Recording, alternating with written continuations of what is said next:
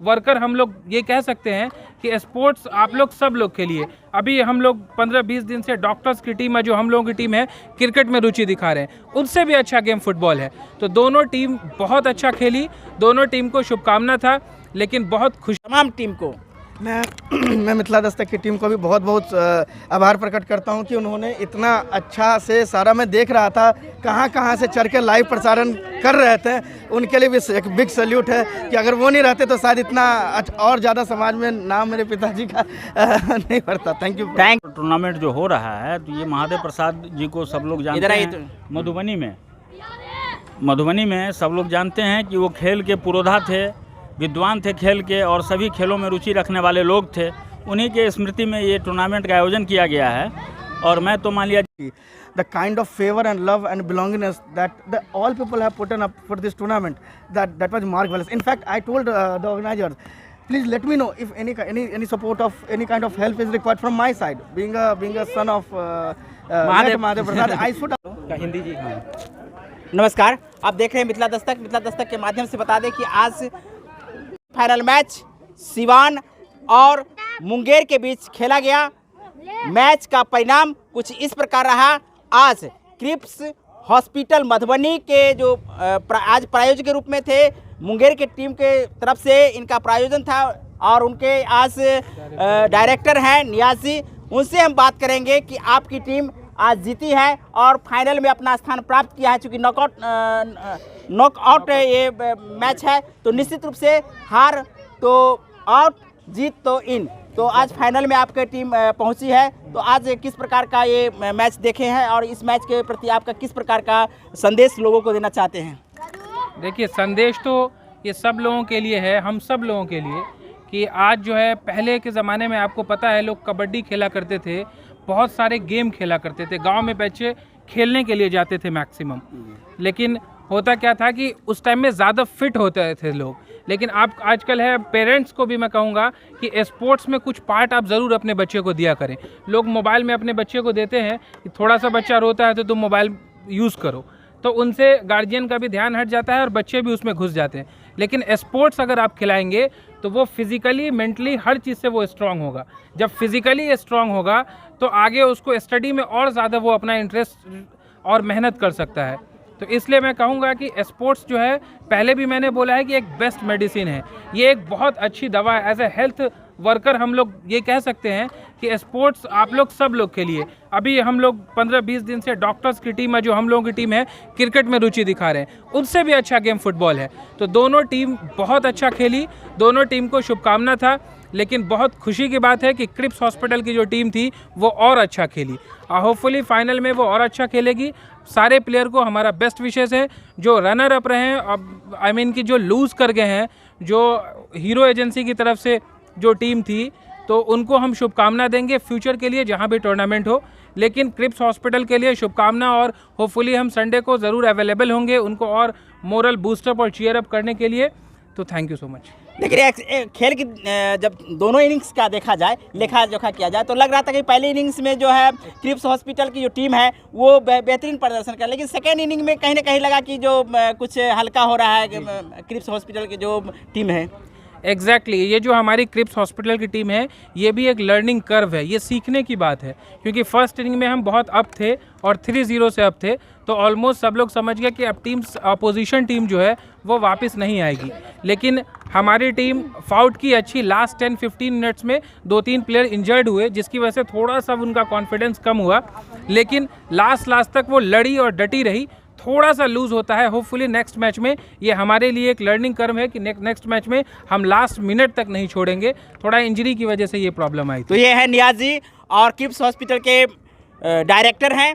तो ये इस टीम मुंगेर की जो टीम है उनके मालिक हैं। तो निश्चित रूप से मालिक तो नहीं कहेंगे, लेकिन जो प्रायोजक होते हैं उनको बहुत बड़ी जिम्मेदारी होती है टीम के भावना से, दृष्टिकोण से देखा जाए।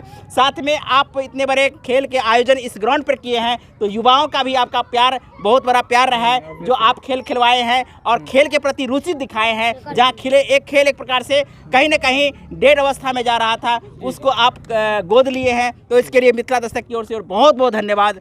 Thank you so much. अब हम खेल के जो सबसे बड़े महादेव प्रसाद के बाद जो सबसे बड़ा योगदान कहा जाए खेल के क्षेत्र में, क्रीड़ा के क्षेत्र में, सुनील भैया है, जो अभी भी खेल के तमाम वो विद्याएं जो इनसे बाकी नहीं है।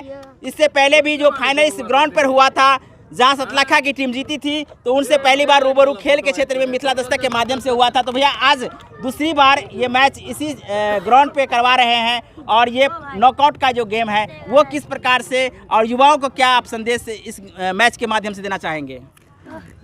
ये Mahadev Prasad memorial football tournament जो हो रहा है, तो ये महादेव प्रसाद जी को सब लोग जानते हैं। मधुबनी में सब लोग जानते हैं कि वो खेल के पुरोधा थे, विद्वान थे खेल के, और सभी खेलों में रुचि रखने वाले लोग थे। उन्हीं के स्मृति में ये टूर्नामेंट का आयोजन किया गया है। और मैं तो मान लिया जिला फुटबॉल एसोसिएशन का सेक्रेटरी हूँ, और वो हम लोगों के गुरुदेव थे, तो हम लोगों की एक ड्यूटी भी बनती है कि उनके श्रद्धांजलि के लिए कोई गेम कराया जाए। तो ये पहला टूर्नामेंट हम लोग ऑर्गेनाइज़ किए हैं इस बार, और उम्मीद करते हैं कि आगे भी ये होता रहेगा। ऐसी सोच मन में बना के रखे हुए हैं कि ये टूर्नामेंट लगातार चले। इस बार 4 टीम को बुलाए भैया, जैसे कि दरभंगा, मधुबनी, ये दोनों नेवियर्स हैं, या एक प्रकार से कह सकते हैं होम उनका ग्राउंड था। उनको कुछ लगता है कि पार्शलिटी या उनको भाग नहीं देने का कुछ कारण हो सकता है? नहीं, ऐसा होता है कि मेरी एक सोच है कि अपना टीम लोग है कि टीम तो बनाते हैं, प्लेयर की कमी है, अपने प्लेयर कम होते हैं, लोग बाहर से लाते हैं खिलाने के लिए और टीम बनाते हैं। तो उसमें अगर अपनी ही टीम विजेता हो जाए तो फिर क्या फ़ायदा। लेकिन कहीं ना कहीं वो प्लेयर जो वास्तव में प्लेयर्स हैं, लेकिन उनको तो अपना प्लेटफॉर्म तो इस बार मिला नहीं, तो अगले बार 8 भी कर सकते हैं, जिसमें एक मधुबनी भी रहे, दरभंगा भी रहे, और 6 बाहर से भी आप ला सकते हैं। निश्चित रूप से ऐसा हो सकता है, लेकिन जहाँ तक खेल प्लेटफॉर्म का सवाल है, तो ये कोई प्लेटफॉर्म नहीं है, एक टूर्नामेंट है। प्लेटफॉर्म जो होता है वो एकेडमिक होता है या स्टेट लेवल इस सब में होता है।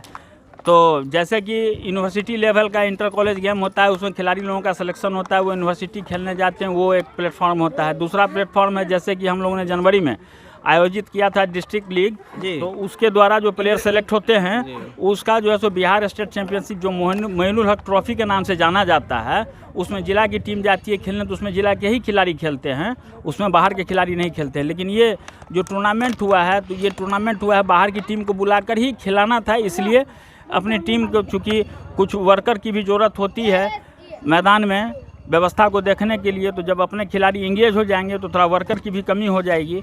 इसलिए अपना टीम को हम लोग बाहर खिलाने के फेवर में रहते हैं, अपने टीम को कि बाहर खेलें, अपने यहाँ क्या खेलना है अपने तो सब लोग जानते हैं। तो ये है सुनील भैया।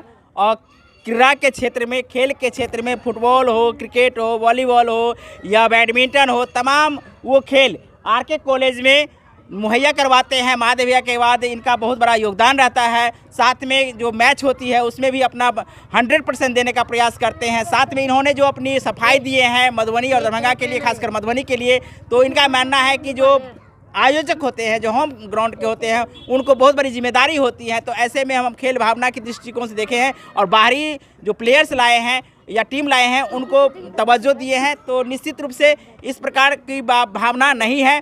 तो हमारे तमाम व्यूअर्स को जानकारी दे दें कि आज का ये पहला सेमीफाइनल मैच सिवान और मुंगेर के बीच हुई थी। तो इसमें हम मनीष कुमार पूछिए लेते हैं। हाँ, तो ये है स्वर्गीय महादेव प्रसाद, जिनके स्मृति में ये फुटबॉल मैच जो नॉकआउट मैच सिवान और मुंगेर के बीच में खेला गया था।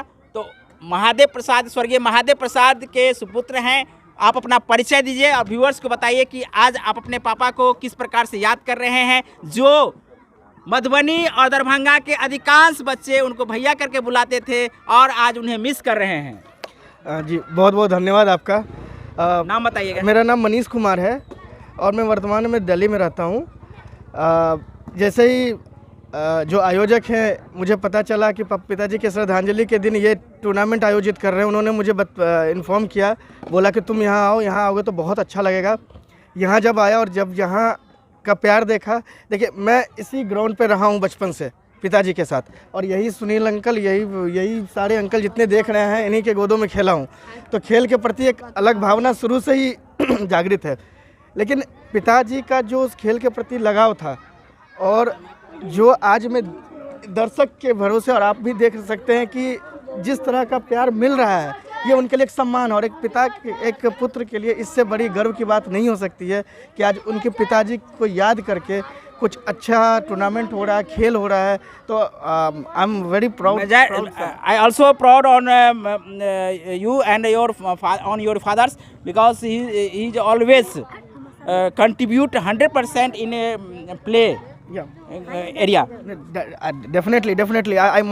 I must tell that the local people and mainly I will talk about the society, the kind of favor and love and belongingness that all people have put up for this tournament, that was marvelous. In fact, I told the organizers, please let me know if any support of any kind of help is required from my side. Being a son of Mahadev Prasad, I should also contribute something. Thank you. For physically, maybe. Also, you are physical fit, or you also viewers, you can also see as like Mahadev, let Mahadev sons, but look like as like Mahadev Prasad. तो ऐसे ही हैं, जैसा दिख रहे हैं वैसा ही महादेव बाबू थे। तो आपको बहुत बहुत धन्यवाद, हमारे लाइव को देखे हैं इसके लिए तहे दिल से धन्यवाद। और मैच का जो अंतिम परिणाम होगा वो भी आप देखिएगा, इसके लिए बहुत बहुत धन्यवाद मिथिला दस्तक की तमाम टीम को। मैं मिथिला दस्तक की टीम को भी बहुत बहुत आभार प्रकट करता हूं कि उन्होंने इतना अच्छा से सारा, मैं देख रहा था कहां से चढ़ के लाइव प्रसारण कर रहे थे। उनके लिए भी एक बिग सैल्यूट है कि अगर वो नहीं रहते तो शायद इतना और ज़्यादा समाज में नाम मेरे पिताजी का नहीं बढ़ता। Thank you.